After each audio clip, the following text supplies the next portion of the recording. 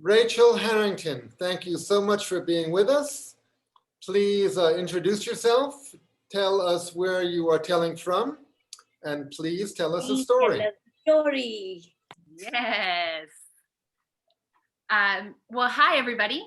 It's so wonderful to be here with you. My name is Rachael Harrington, and I am coming to you from New York City, the Bronx specifically. And I'm excited to share with you a story today called The Fire That Wouldn't Go Out. And this story I found when I was researching stories to tell around the fireplace during wintertime when it's really cold. And I immediately fell in love with this story, and I couldn't find an attribution for it other than it's an old folk tale, and I found it on the blog of J.B. Rowley. So that is where this story is coming from. There was once a castle that sat on top of a hill. And that castle overlooked a city, a small city that lay at the bottom of the hill. And this castle had many incredible things about it.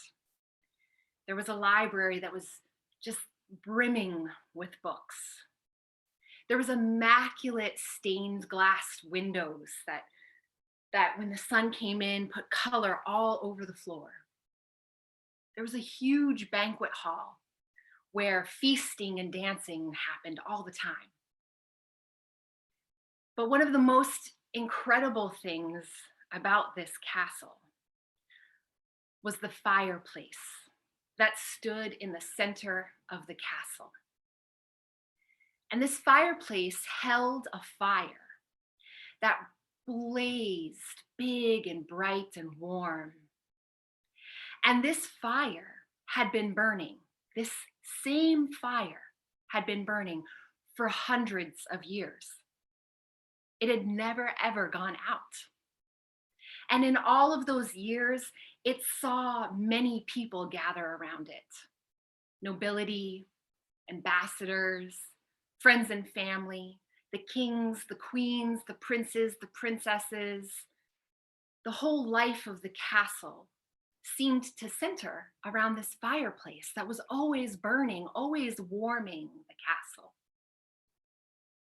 But one winter, the temperatures dropped and it became extremely cold, colder than it had ever been. The snow lay in thick blankets outside, and the ice, it hung heavy from the castle, the outside of the castle, just in big sheets of ice. No one had ever felt it so cold before. And one day, it got so cold that fire that had been burning went out. And almost immediately, everyone began to freeze. Noses went from red to blue to purple.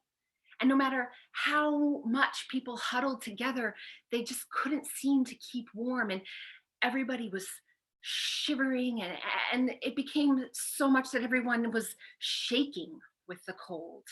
And they knew they needed to relight that fireplace. And so the queen, she called one of her trusted servants, and she said, "Please, we need to relight this fire. Please go down to the city below. Please find someone who has some remnants in their fire that we can use to restart our fire."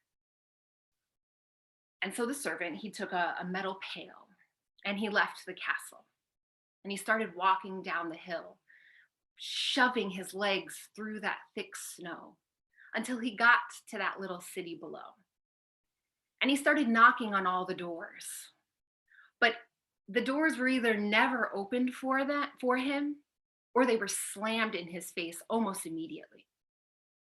And he was beginning to feel a little hopeless in his mission when finally one door was open for him.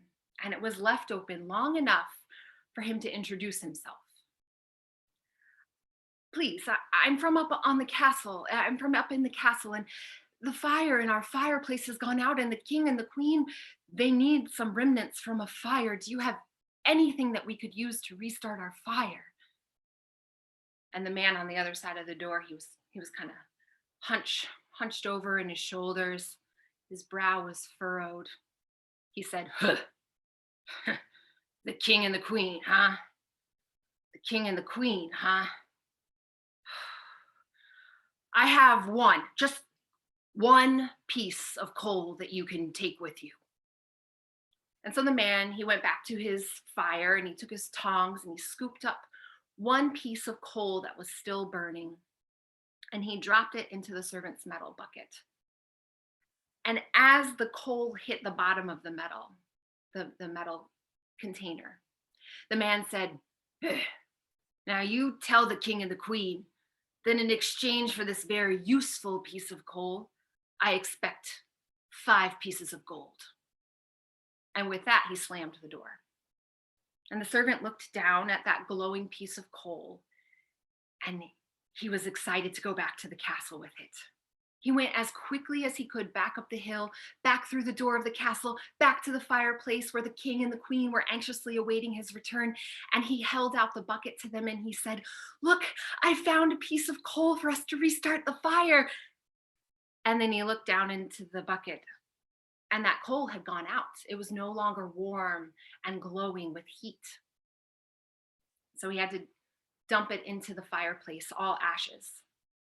And the queen said, please go back down to the city. You must find someone who can help us relight our fire. And so the servant took his metal bucket and he went back down the hill, pushing through that thick snow. And when he got down there, he started again to knock on door after door after door. And door after door after door was either not opened to him or slammed immediately in his face, until he got to a door. And on the other side of that door, there was a woman. And that woman gave him just enough time to introduce himself. Please, I'm from up in the castle, and the fire in the fireplace has gone out. We need something to help us relight the fire. And the woman said, the castle, huh? You come from the castle, Well, I guess I can give you one piece of my kindling, but just one piece, that's it. And so she went to the fire and she took her tongs and she took out a piece of kindling and she dropped it in the bucket. And she said, but you tell the king and the queen that in exchange for this very useful piece of kindling, I expect 10 pieces of gold. And she slammed the door. And the servant looked down and that kindling was warm and it was glowing. And so he rushed back up to the castle so that he could restart the fire. He burst through the door. He went straight to the fireplace where the king and the queen were waiting his return. And when he looked down in that bucket, he saw that that kindling had gone out. It was no longer warm, no longer glowing, no longer useful for relighting the fireplace. And so he had to dump the ashes into the fireplace. And the queen said, please, you must find someone who can help us relight the fire. And so the servant went back down the hill with his bucket, back to the city, back to knocking on door after door after door. And those doors were either not opened or slammed in his face. And he was truly beginning to give up hope. When he looked down one of the streets, and at the end of that street, there was a rundown shack. It was the only door he hadn't knocked on. And by the looks of that rundown shack, he thought there was probably not even anyone in there, let alone someone who could give him something to relight the fire. But he decided to give it a try, just one try for the queen and the king. And so he went and he knocked on the door. And to his surprise, the door was slowly opened to him. And he looked down, and there on the other side of the door, there was a little girl. And that little girl matched the house that she lived in. Her hair was all matted. Her face was filthy. Her clothes hung in rags. But she smiled. And she looked up at him and she said, "Hi, we don't get very many visitors. How can I help you?"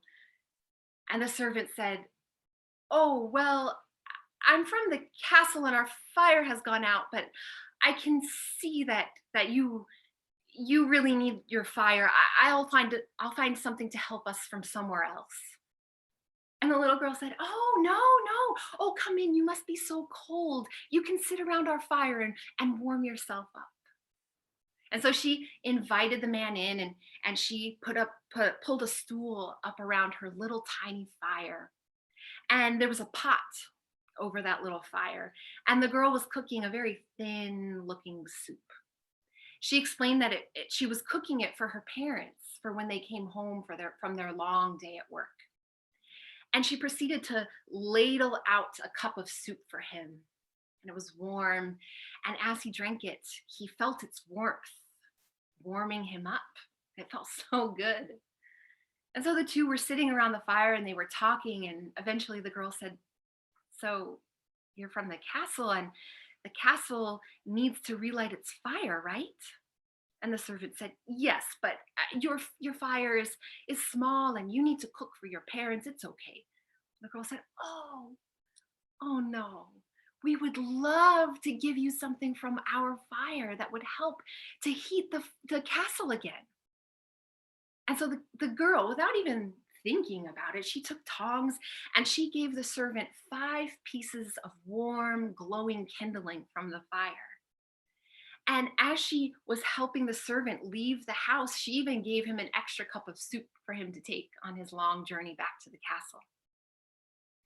And so the servant left her house with a cup of soup and a bucket with the warm kindling in it. And he walked back through that city. He walked back up that hill that was just thick with snow. He walked back in through that castle door, and he walked to the fireplace where the king and the queen were waiting for him. And when he looked down into the bucket, those 5 pieces of glowing kindling were still warm. They were still red. They were still giving off heat. And so he put them into the fireplace and he began to build back up the fire that had gone out. And as the warmth came back to the fireplace, the king and the queen began to thaw out. And everyone in the castle, the servants, the prince, the princess, everybody that was in the castle began to come down towards the warmth. And it began to heat the castle back up, and people could take off their layers, and everyone was beginning to feel like themselves again. And as the servant was there at the fireplace, bringing warmth back into the castle, he knew why it was that the kindling had stayed warm and hot and glowing all the way to the castle. And he was sure that the gift of generosity that the girl had given him would be burning for generations to come. The end.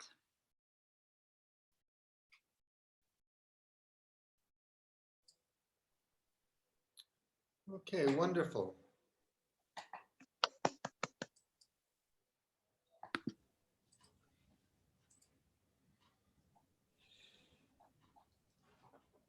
I really loved your story, Rachel. It had a heart to it.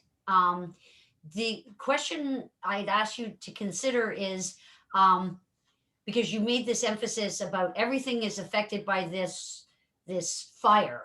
So I was imagining it somehow magical or somehow something, and yet, so maybe the spirit, which might tie together with this generosity, is maybe, which is why everybody was miserly, is that over time the castle had gotten full of itself, right? Hey, we're the castle. Because then that it started to, when, it started to go down, and then the storm took it out, okay? Or this element took it out. because otherwise I'm not quite sure where the magic comes in, like how a storm could do that. But if it has to do with spirit and the spirit is being lost, and